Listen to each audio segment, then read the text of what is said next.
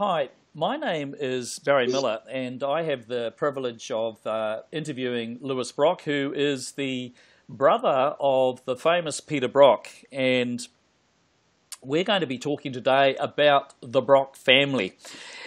And Peter Brock was widely admired and loved not just by the motor racing fraternity, but also the community at large.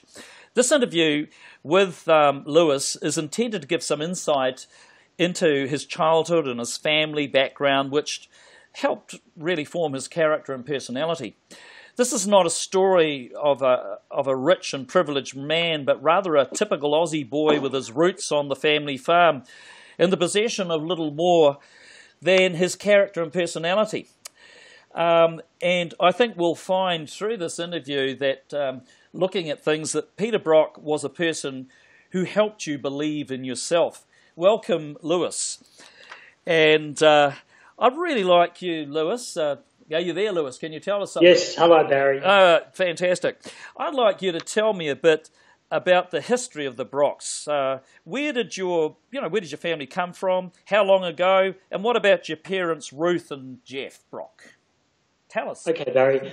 Our family originated in Scotland in a little town called Kirkliston, which is now a suburb of Edinburgh. They migrated to Tasmania, and in 1835, John Brock, my forebear, travelled across Bass Strait with John Batman, who was the founder of Melbourne, to see if that was a good place to move to. He liked it, went back to Tasmania, and in 1836 travelled across Bass Strait again with his family and various sheep and supplies to become a farmer. So that's 180 years ago that my forebears came to Victoria. 20 years after that, they purchased a farm at Doreen. Now, Doreen is where the Brock farm was, where later the little card races around, and had been in our family for a long time. So, Scottish background. My mother's family also was Scottish. My father and my mother. My mother was Ruth Laidley. My dad was Jeff Brock. So they lived in adjoining farms up in Doreen and Nutfield. And my dad was a bit of a larrikin. He was very popular. He had a Willys Overland. We're talking in the late 30s, in the 40s, that sort of era. And he drove a Willys Overland, which was a sports car back then. My mum was the local beauty, tennis star, glamorous, and of course nobody had any money, Barry. But I mean, this is how they lived on these little farms, about 200 acres each.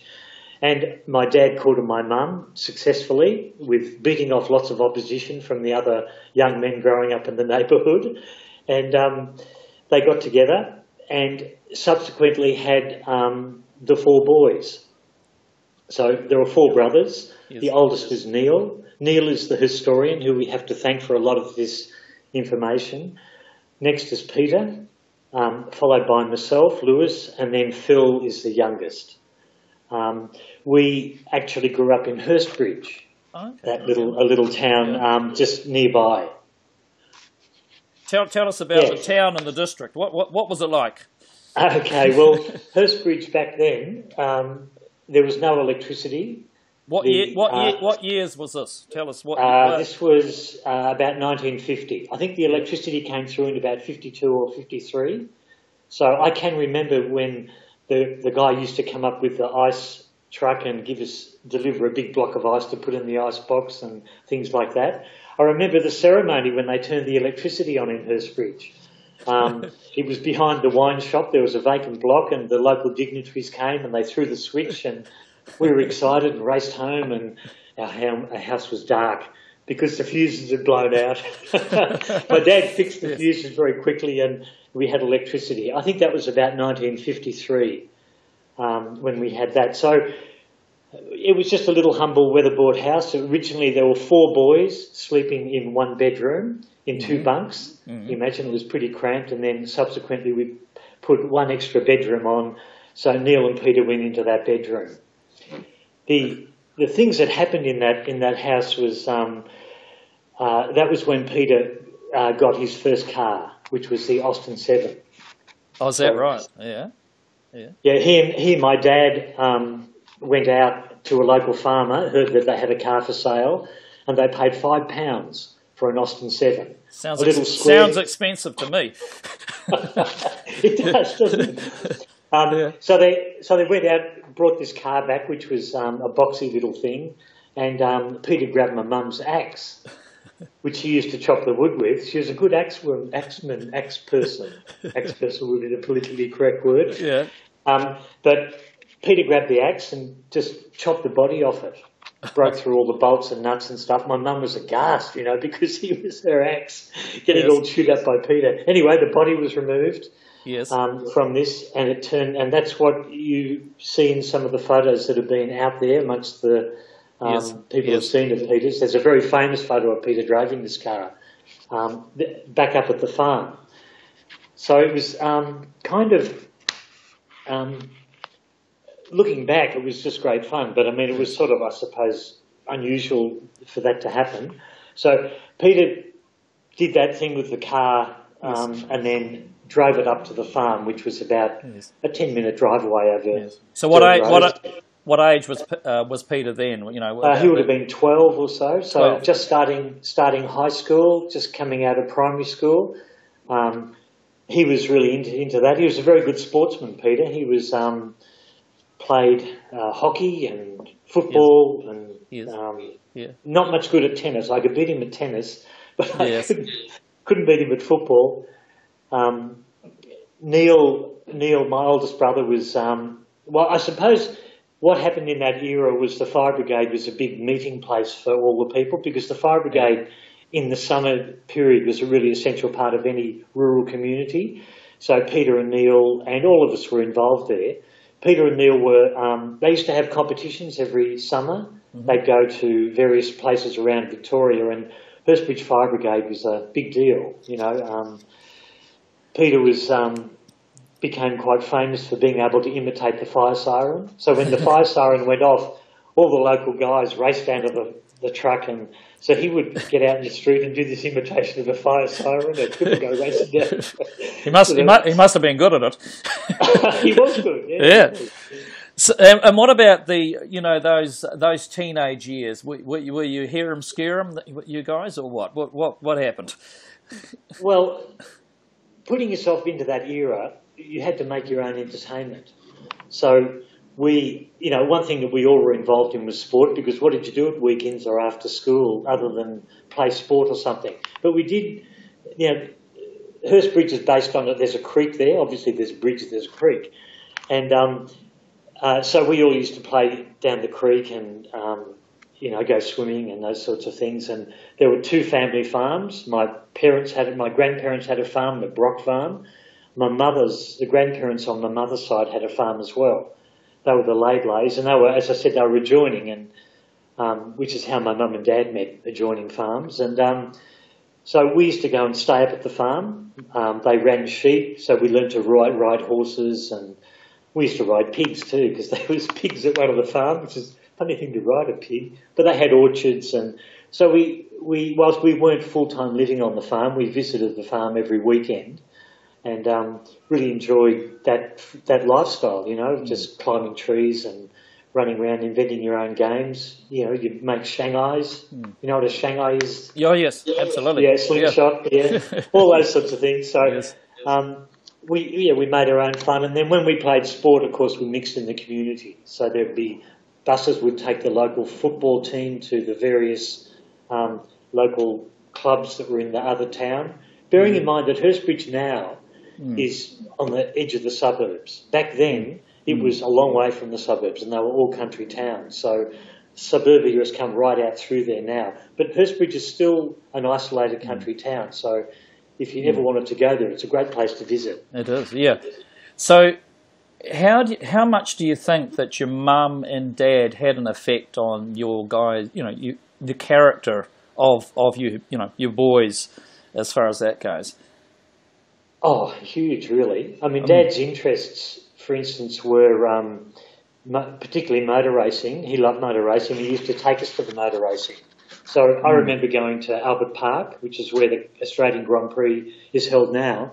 I remember going there in the 50s, and there was Sterling Moss and all those guys were coming along to race. So they were our heroes in the motor racing area. Yeah. My mum was an excellent tennis player, great sportswoman, and I think a lot of Peter's sporting ability came from my mum. She was extremely competitive. Really, I never ever beat her at tennis, and I could play a bit of tennis, but she was amazingly good. In the summer, we used to go to Eildon Weir. Eildon Weir was an artificial reservoir up in the mountains, very big, huge, much bigger than Sydney Harbour. And we used to, initially we just had a boat that was an old army barge.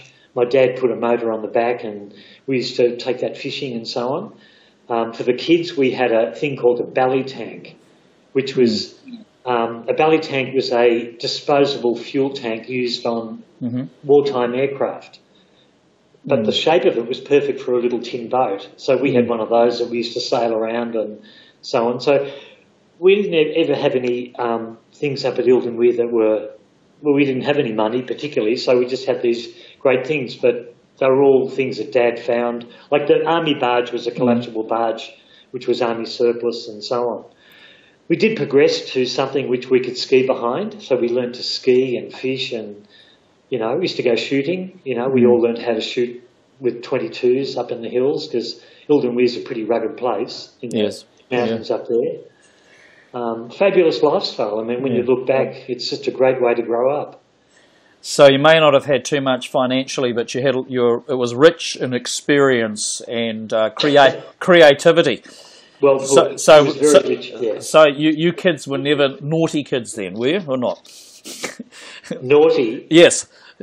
Well, not in the sense of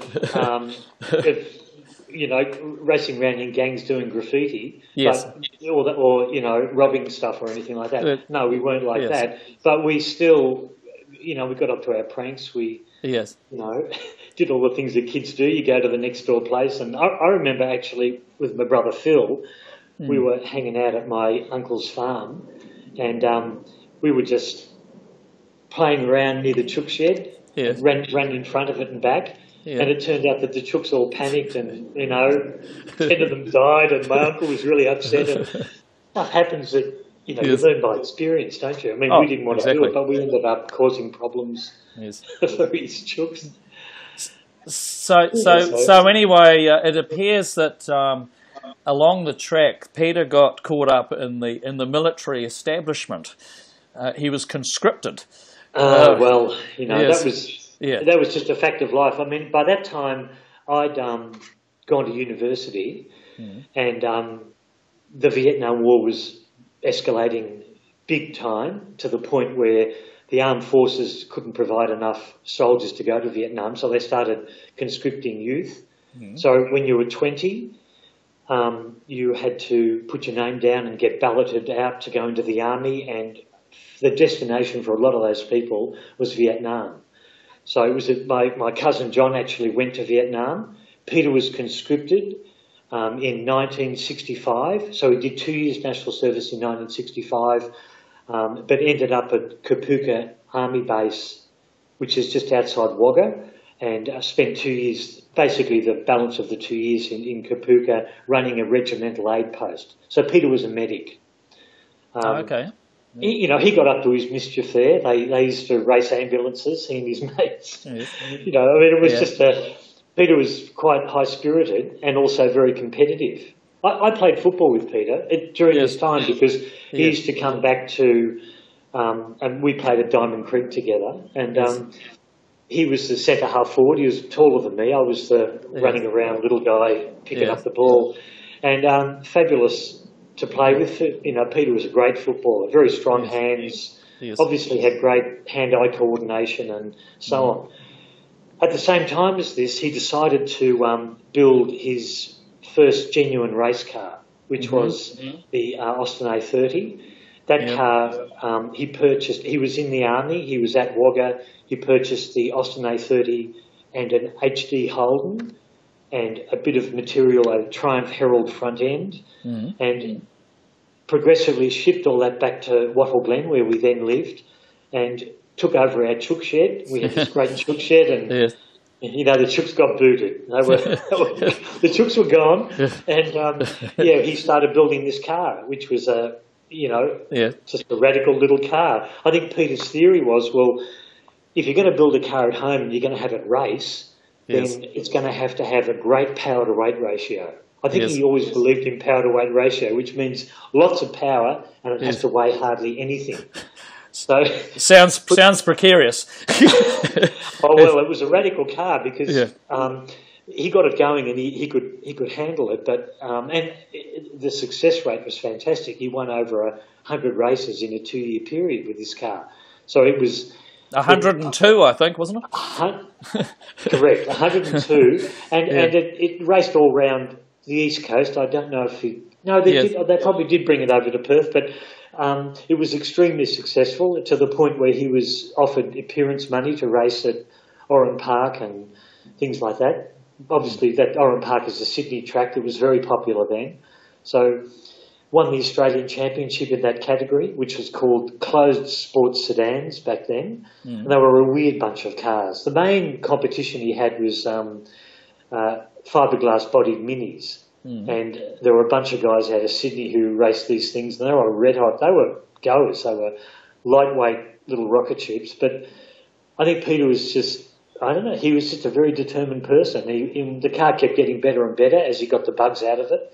My dad was his chief mechanic, along with a guy called Ron Bentley, who's still around, Ron Bentley Motors in Greensborough, who helped out hugely and got this car going. But it was, as far as money goes, there was no sponsorship. It was the Diamond Valley Speed Shop was the principal sponsor of the car, and that was Mum and Dad's business. Yeah. And we all worked there at times, and I used to do pickups and delivery and come up from Melbourne. I lived in Carlton with all the students. Peter used to come down and stay with me, actually, because I think he kind of liked all my friends. You know, my friends were a little radical. Yes. But I had a lot of lady friends too, and I think he really liked university girls. He had an appreciation. Yes, he did. Yes, he did. Fantastic. He liked an intelligent conversation, yes. So obviously Peter was, he was an enthusiast. What was it, the sausage or the sizzle? In other words, was it the technical aspects of things, or was it the sizzle of the racing, or just the whole thing combined that got him going? As far as that goes, Barry, he was out to win. Yes. Like if he couldn't win, he'd go back afterwards and he'd think, okay, what happened? What do I need to do to make this better? And that car was under continual improvement. The first time I saw that car race seriously was at Winton, and I remember him taking off, and it was just blindingly fast, and he's racing around, and suddenly it died. Yes. And after a while, he staggered back to the pits, and my dad said, "It's these bloody fuel lines, Pommy fuel lines, So he got his drill out, and he drilled out all the fuel junction to get fuel through and things like that. It was all very much home done. But and then, of course, when the car braked, it's hard to describe this, but the front wheels would sink back in underneath the front mud guards because it just wasn't. Look, it was built in a chook shed, right? Through guys who really didn't know what they were doing. So it was all trial and error. Nothing broke, but things bent and things, failed, and he just progressively strengthened things, and ended up getting the good engine, the good extractors, triple carbies, the whole deal, until the thing eventually was a little rocket ship. It really was. But he was there to win. He wasn't there to make up the numbers. And as people watched him, he started to attract attention because he'd always win his races, and he was also quite flamboyant. Back then he had long black hair, and initially he had a beard, and he stood out. He did stand out, yeah, very much so. Yeah. So, what do you think really in as far as, he said he was competitive. Do you think that was in every part of his life, or just really motor racing? Yeah, look, when I played footy with him, he could have been an A-grade footballer for sure. But he said to me that one of the reasons he didn't progress with football is because you're so dependent on 17 other guys on the field and a total team of, say, 20 or 22, that it's just too hard to take control of the situation. And in motor racing, if he was prepared to take responsibility for it, so he was happy to do that. He was happy to get in the car and be the guy that either succeeded or failed in winning that race. And it was simpler for him. He still needed the team behind him, but he was prepared to be the guy out front who had to take responsibility for getting it across the line first. And he was able to drive around problems with cars if there were issues with cars. Like I remember him driving one with the front stabiliser bar broken and stuff. He still won the race because he could drive around problems and bring home a car that was sick. That's why he won Bathurst 9 times, you know. He could bring home an ill car. It's what we call rolling with the punches. In other words, he was ready to he was ready to adapt to any situation. Yeah, you know, and which people that are at the top of their game like that, aren't they? Because things happen. He was very competitive, and I think the thing that I guess the reason, one of the reasons I wanted to talk about this is that where he came from was there were no special privileges here. There was a situation where he was, just through his will and his determination, and also he was able to gather people around him who could figure out how to do things. Like my dad initially was fantastic because he was his principal mechanic, and Dad, you know, they grew up in the Depression, these guys, and what happened was that they'd have machinery up on the farm and it would break. Well, how do you get it going, right? You got no money, you got a piece of machinery. They had to be able to fabricate things, you know, build stuff, fix stuff, make something out of something else to make it work. And that's the sort of thing that they did to get that car going. That A30 was just cobbled up and, you know, in the end, it was an incredible piece of machinery. He sold it, you know, Barry. He sold it to this guy who said, well, I want the class-winning car, so he paid pretty good money. He actually gave Peter a biscuit tin full of folding notes. We won't talk about where they came from. And the guy just kept crashing it. I mean, he just couldn't drive it. It was a beast of a thing. It was not a nice thing to drive. And ended up stripping it and selling all the bits and you know. Oh, it sounds. Yes. So it sounds like Peter could practically make a silk purse out of a pig's ear, as they say. You know, as far as from a. But even more so, you know, innovation and technology-wise, you know, backyard technology that advanced to a level where people were thinking, well, maybe this is working. You know, this is incredible. Yeah. Oh no, it's great. So, any other comments that you have about this family of yours, which you know we've been talking about? Yeah, well, Brother Neil just had a family reunion. I missed it, unfortunately, but it was 180 years that they've been around the area for. And look, our family had periods of wealth and periods of poverty. In the 1890s, 1896, I think it was, there was a big land crash. At the time, my forebear, who I think was called Lewis Brock, was actually the mayor of Preston. Now, Preston was a big area, probably the outer suburbs at that time, and he paid for a subdivision in Reservoir.